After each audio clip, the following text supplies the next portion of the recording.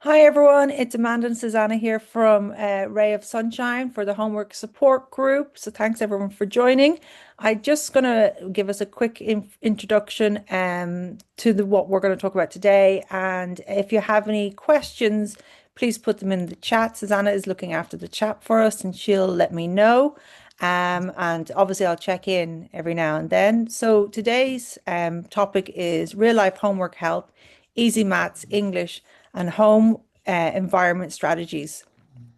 So today is about what to say, what to do, how to keep homework calm, which is really, really important, and small changes that make big differences. And I think that's something that people really need to have faith in is less is more in homework situations. So if any of this sounds familiar, let us know. So children struggle when they need to remember instructions, think and write at the same time. That's a big one. Stay calm when they feel stuck. Self-regulating is something that we really need to instill in our children to help them come back to the point where they can start again. We reduce stress first, learning follows. So when we're in defense mode and stress mode, we're never going to learn. So that's a really important point. Just to keep a note for yourself when you're seeing that happening, it's okay to stop whatever you're doing homework wise and distract and do something else or take a break, and everyone can regulate. And we will cover later on in these slides how to get back to the homework table because I know that will be a struggle as well. So environment matters more than you think. This is really, really important. I've seen it go wrong a few times where people describe the environment where they are going to either do play learning or homework. So the same table each day, that would be great for consistency. Clear from clutter, pencil ready before the child sits, short timer visible. That short timer visible can work really well for some children and not at all for the others. Because if someone is fixated on watching the clock down, they're actually not listening to what's happening or able to engage. So obviously make this custom to your child's needs. Snack or drink beforehand, really important. Snack or drink beforehand, toilet run. So you're sitting down for your 5 to 10, maximum 15 minutes, depending on the child's age and interest in the subject. And just that's how you start. You're ready for success from that point onwards. So a parent tip, preparation reduces argument. So once you're prepared and you're explaining what's happening, it really will reduce any anxiety or any fears that your child might have.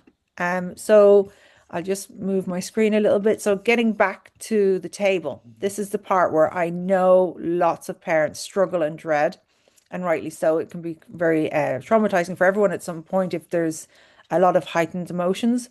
So go do your homework now. I have been one to say that myself. It doesn't work really. Let's do 10 minutes together and then break. So when you're doing something like a time scale, even if your child doesn't really understand what 10 minutes is, you can even say, let's do a short 10 minutes so they understand the length is not long. And you're doing it together, so you're their support system, and then you break. You can break, and they can watch a cartoon. They can do something, color, but you also with your break have to determine how long that is, so there's not an argument over, oh, I just want to watch it till the end or something like that. Um, prepare that also beforehand. Don't just ad hoc a break activity. Have that ready in your mind. Choices help. So when you're sitting down at the table, give them the autonomy of asking them, do you want to do your reading or your maths first? That's their choice. If they say they don't know, well, that's okay. You can do something like roll a dice. Uh, Numbers from five or from three below are reading and three up are maths. That's a fun way of doing it. You have to make it fun and engaging. Sit beside me, not opposite. So this really, it says there or opposite, but it's for me personally, I would always like to sit beside the child. Now, depending on the size of your table, you can do opposite if they're older and they've loads of books and stuff like that. But just try not to make it a classroom school environment, because that's not what this is. That when they're at home getting help with their homework and you're learning together, it's not an academic environment. It's a collaboration. So just remember that. Um, I'm just going to move my screen over again. Sorry about this. So homework games parents can use tonight or over the weekend. If you have any questions about these games, Susanna can let me know. So we have dice spelling games, card matching, maths facts, timer challenge, beat your own score. That can be a whole family game. Memory challenge together, not testing. Really important, it's not testing. So the key message: play reduces pressure. When people think they're going to sit down and work on their child's homework, they automatically go to what the homework is from school. But if you're turning what the homework is into games like this, they're learning their homework, but not actually looking at a school book, and it creates a totally different atmosphere. So this is one of the activity ideas that we have. The dice homework game. So this is maths plus English plus fun. So what you need, one dice. The dice decides what action they do, not how many times. So why it works: adds movement, reduces pressure, um, so eliminates boredom with repetition, and builds memory through multiple senses. So I just repeat that again: one dice, that's all you need, and the dice decides what action they do and how many times. So then the next slide will explain further. So parents write spelling words or maths questions. So child rolls a dice. And as you can see with this activity, where I said at the beginning, preparation is really important. So if you have this type of game semi-prepared, even on the weekends, if you're making a sort of a board for it, or you're going together to buy the dice, excuse me, those things can really engage. Oh, we're going to have a fun time on whatever day you're helping your child with their homework. So, child rolls the dice, say the words or some aloud, write it once, spell it in the air, which is like that with your finger, you can do it, or explain how you solved it. So explaining how you solved it, problem solving, is such a valuable skill set from a young age. It really also combines with confidence. So once they're able to solve something, they know that if they sit down and take their time to work it out, it sends a message of success. Use it in a sentence or explain the answer. I find that really, really helpful, using things in a sentence so they understand the word and they can visualize what the word means. Clap, count aloud. So clapping and movement like that really helps, and sound really helps with being able to get into a rhythm with words, or counting aloud helps them almost visualize it, because when you're saying it aloud, you're almost getting a little picture in your head. So then the parent challenge, parent does one too. So you do one, they do one. So it's an actual interactive game.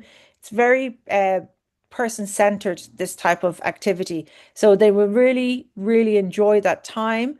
It'll be quality time, and they're learning at the same time.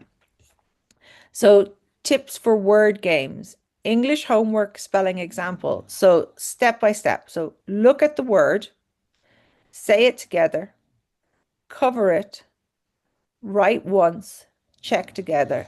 Say, let's just do one word. So when I say at the end, let's just do one word, that is for children who really, really have lost their confidence in spelling and reading aloud. If you're going one word at a time, and say, for example, they have a spelling test at the end of the week, and you only do one word a day, and say they get two of those words correct, that you have sat down and done this method with them, that shows them, that message alone, that what you're doing together is working. Even if it's just two words that they get right in their spelling test, that's amazing for them because they've succeeded. So just to get the steps. Now, I will put everything in an email and send it over as worksheets for everyone who attended. So look at the word, say it together, cover the word. So when you're covering the word, you can even ask them to close their eyes and imagine the word, because you really want your working memory to move over to your long-term memory. But in the middle, you want that visualization, because when you visualize something, it's so much easier to keep it in that long-term memory. Write it once, check it together, and then obviously you can just do one word at a time if you want, one word a day. You get to, Monday to Friday, all those, or Monday to Thursday, you've got 4 words out of a spelling test that say you have 10. That it doesn't sound like to us adults, oh, that's not very good. But if you're not getting any of them right, or if you're only getting one right, you've already doubled your achievement there by getting 4 words right. So problems, And then there's just a question there. sure, go ahead. What age group would you be able to do that with? This game Yeah, here, yeah, yeah. I would recommend from really first class up for this in depth. For junior and senior infants, I would take out some of the steps, but you can, because they do eventually start learning words and phonics. You can do things like saying it together. Right at once, I wouldn't for junior and senior infants just yet. Um, but like stuff like that. So, and covering it and saying, and then opening up and saying it together like that, using your imagination, or even getting them to, when they see the word, to draw a little picture of what the word means, can help them because they're looking back and forward like this, and all the cognitive wheels are working. But yeah, definitely first class up, depending on your child's skill set. Senior infant could even go with more steps than what was suggested. Is that okay? Yeah. That's perfect. Yeah, great. So when we go here to this slide, problem parents see. So my child knows it but can't write it. That's a big, big one. And that kind of relates to that very good question for the previous game. So my child knows it but can't write it. So when you're getting them to draw it as a picture, visualize it, stuff like that really helps them see the words in the end. Once you're practicing, and we all have to remember our memory muscle is a muscle. So just like you work out in the gym, you have to work out your memory muscle, and those type of games are excellent for that type of workout. So the solution, the child says the sentence aloud. The parent helps shorten it. So that will depend on the length of the sentence and the age group you're dealing with. And then you write one line at a time. That's really important. Even if you're doing one line a day, it's really, really important because you want them to know that when they're learning well. So you're not overloading them. And it will pay off in the long run if you shorten your homework down and it's more niche. So phrase to use, tell me your idea first. This is giving them the message that their ideas are valued and that they can. And that's a really important message when you're in this homework environment, especially for children with dyslexia or other learning difficulties. So, reading example, instead of read the whole page, I 100% have said that before, especially with those little junior and senior infant books where the writing is so big, you think it's small, but for them, it might as well be an A4. Try parent reads first sentence. So parent reads it really slowly. If parents can do the mirror type of scenario where your child uses their finger to read, you do the same thing beforehand. So child reads the second, or swap turns, or the parent reads the line first, then the child reads it. You just want to make sure that they're not able to just copy everything you're saying, though. So you're able to see very discreetly that they are actually recognizing the words or reading the words. And I used to do this myself as a dyslexic child. I would memorize the word, what the word looks like, and I'd say it, but I wouldn't be able to spell it if I had to, because I'd forget certain parts of it. So you just have to go really, really slowly with that. So all the letters are there, and repeat, repeat, repeat, without obviously getting bored and not repeating in the same session, but you're building that memory muscle. So maths homework. Children struggle because maths equals holding information in memory. So with English, you can kind of, or language, you can kind of use visuals and build that memory inside. So it goes from auditory to their memory, which imagination as well, which keeps it there. But you can't really use those tools as much with maths. So, and then obviously do these sums that sets off anxiety, even for me now to hear that. So use things like counters like coins and Lego. So you're using visual objects. So say the numbers aloud, write steps visually. So it's really important with maths that you slow it right down. Now, if they're older and Lego sort of isn't their thing anymore, they've grown out of it, do find other things. Do you know, coins for older kids can be really good because it makes them feel that bit more mature and, and gives them that sort of idea of, well, I have to use money in real life, so I'm going to use the money. So it's a real life example. Um, you can even make your own Monopoly money. That's a good idea as well. But with maths, it's really the movement of the hand and counting together. And if it's objects, use whatever object interests them. So then real maths, this example here is a real example. So problem 6 plus 7. So parent says, show me 6 with blocks. So this is relating back to the previous slide. So you could have Lego blocks, you could have Monopoly money, you can have coins. Show me 6 coins and now make it 7. So they're adding 7 coins and count them slowly together. So they're adding the 6 plus the 7 and they can continue from the 6. So they get to 6 and you go, okay, continue, but say like 7, 8, and you show them. You have to show them so they understand. And then, or for an older child, tell me what you're doing first. So if you tell them 6 plus 7, now you tell me with the tools I've given you what we're going to do first, and maybe they'll be able to work it out, or you guide them. But definitely objects of blocks and coins are very good for this type of maths. So homework card it's a match game, so English plus math combined. What you need are small cards or paper pieces. Now with this game, you can actually prepare it one weekend before with your child using scissors, paper, it gets all their cognitive wheels going and preparing it. Make the cards. I would just say it's a game idea you have, not for homework. And we're going to do it on Monday, Tuesday afternoon together when whatever day, the day after you get your homework list. But you wouldn't say that to them. Obviously, that's just for your own preparation. Make cards, English word, meaning, word, sentence. I'll explain that further. So sum, answer, number, word, form. So example, card A, and there's my arrow again. I always like to use arrows because it guides them to what they have to do next so they don't skip over. Because another thing with people, especially with dyslexia, is they will try to follow the line, but they'll skip bits that their actual eyes don't see. So the arrow actually helps them follow through and helps them eliminate that issue with skipping things. I used to skip words and sentences, and it would really frustrate me. So arrow is a great tool. So card A, arrow 7 plus 5, card B, arrow 12. So I'll explain the next slide what they do with those cards. So card A, because, card B, I stayed home because, and then how you play. So you lay the cards face down, you turn 2 over. If they match, keep. If not, turn them back. It's a great game. Make it as easy as possible for the first few times, just to make it fun so there's no pressure. And then that will be something that when you're preparing, like cutting them out and stuff like that, if they have homework from the previous week, you can even use that.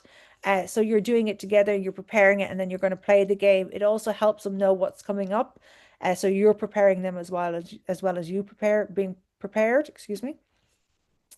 So when it starts going wrong, and this will happen to every single family in every single household, no matter how their child likes academics or not, or their abilities. So signs. So child shuts down, anger rises, tears, and refusal.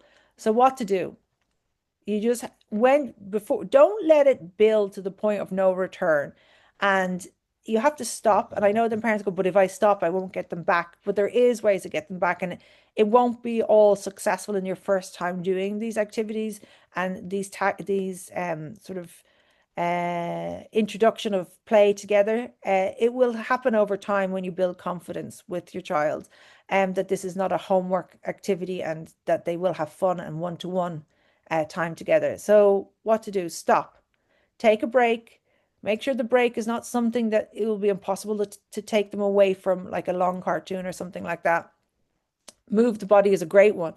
If you guys can do some sort of funny exercises, or on YouTube they have, and they're really short.